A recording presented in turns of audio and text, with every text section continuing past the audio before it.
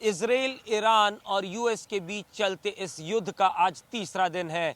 इन तीनों दिनों में तीनों देशों ने अपने मिसाइल सिस्टम्स, अपने एंटी मिसाइल और सेफ्टी सिस्टम्स और साथ ही साथ हवाई जहाज, फाइटर एयरक्राफ्ट का भरपूर इस्तेमाल किया। इसमें अगर आप देखें, अगर इजराइल की बात करें, आयरन डोम, F-35, F-15 लाइटनिंग एयरक्राफ्ट और तमाम तरीके के जो air to air refueling system होते हैं उनका इस्तेमाल किया।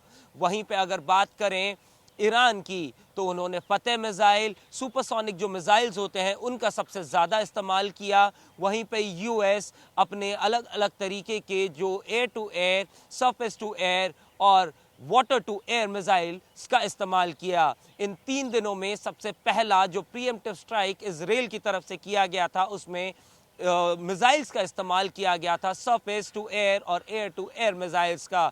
ये वही मिसाइल थे जिन्होंने खामिनी के जो कंपाउंड था उस पर अटैक किया और खामिनी को एलिमिनेट भी किया।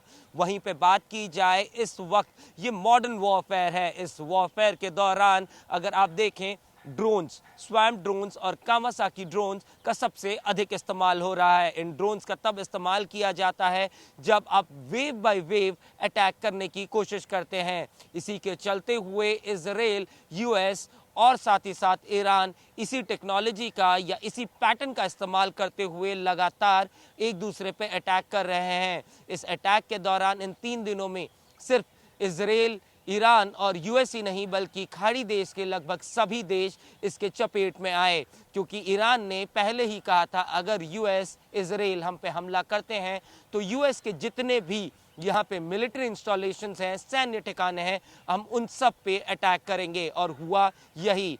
ईरान ने यूएस के सभी मिलिट्री इंस्टॉलेशंस पे स्वैम्प ड्रोन्स, कावासाकी ड्रोन्स और मिसाइल से अटैक किया। ये मिसाइल्स इतने कारगर होते हैं कि प्रिसिशन स्ट्राइक करने में सबसे ज़्यादा इस्तेमाल होते हैं।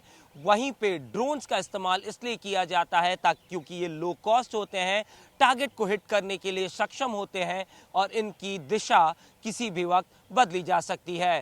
कैमरामैन जयदीप के साथ अनुवेश रथ, जी मीडिया नेटवर्क।